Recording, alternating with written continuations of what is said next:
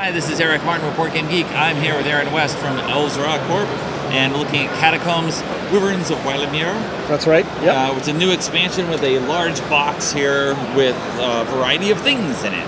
That's correct. Adding. So we don't have the base game here, you just have the new components. Yeah, that's correct, yeah. And these are, of course, the components from Catacombs and Castles to show you how you can use them with this set. Okay. So what's being added to the game? What is new? The key thing is this nice double-sided game board. These new cards that you're getting.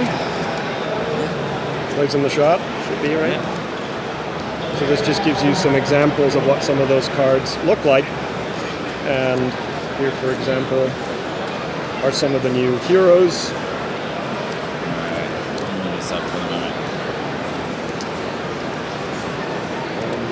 Just so people can see it, because they keep asking me about it. There's the Shadow Life Fist promo. It is in the set. Okay. So you're getting a number of new cards as well, and wooden discs, and a set of die-cut punch-outs. Not all of them are shown here. Mm-hmm. But the new thing is the fact that you get to do dragon riding in Catacombs. Okay. You get to ride the wyvern, so to speak. They're a neutral force, so let's take a wyvern here. Let's take the camera at the moment, I think. Yeah, let's bring up some wyverns onto the board. So you clear those cards off. That's good. So if I've got my hero, so you get some catacomb heroes in addition to some castle heroes. You even get this little tiny catacomb hero for the first time. That's the Goblin Captain. He's a hero. So what I can do is I can flick my disc against the wyvern, climb on top of it. And at that point now, I'm doing the wyvern's abilities. Okay? So we're looking here to see what it can do. So this is the Silvern. And so the Silvern's going to allow me to execute some of these different shots. There's 3 different sequences that are possible with the Silvern, and you power it up, power the wyvern up, in order to execute those shots. So there's these die-cut tokens that you collect, and very similar to powering up ability cards in Catacombs and Castles, once you've powered up your wyvern, you can then proceed to do those, you spend the token and proceed to do those better shots, okay?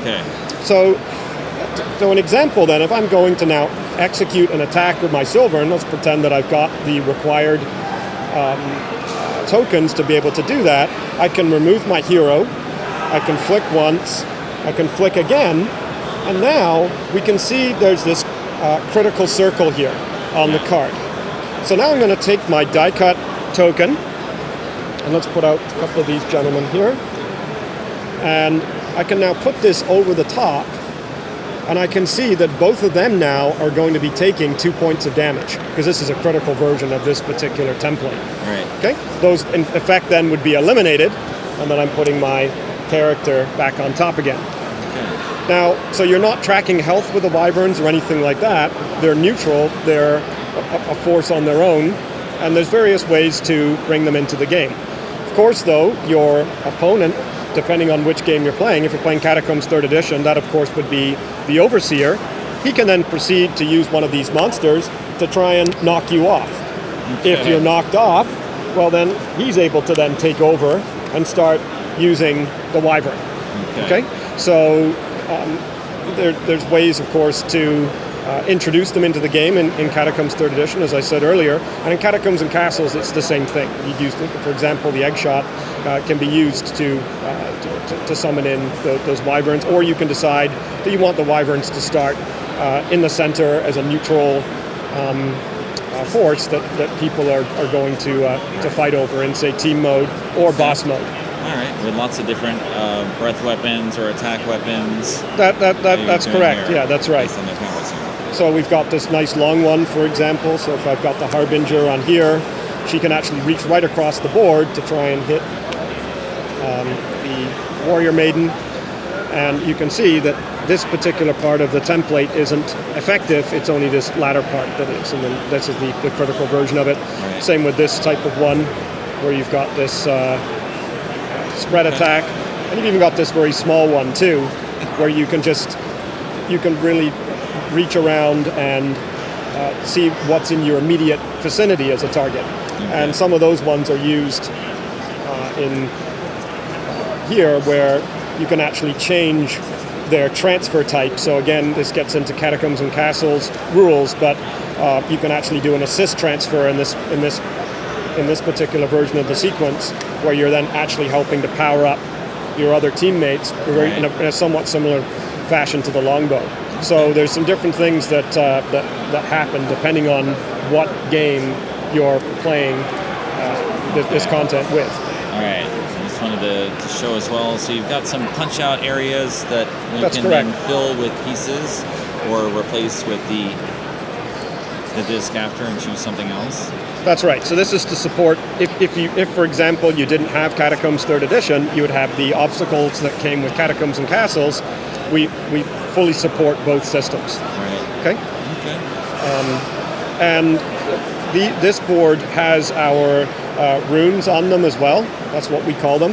And there's some enhanced play and new things that we have with this style of board that has those. All right. Well, there you go. Overview, lots of little pieces fitting in this box. Oh yeah, there's lots of content. Here. Yeah, that's right. As you mentioned, this is not all of the. Oh no. There's lots of content, lots of cards, lots of everything, lots more monsters, special rooms, all sorts of things for both Catacombs 3rd edition and Catacombs and Castles, and 8 Wyverns, plenty of heroes, etc., etc. So we'd like to think it's got a lot of good value. Okay. All right. Thanks very much, Aaron, for the overview. Cheers. Thank you very much.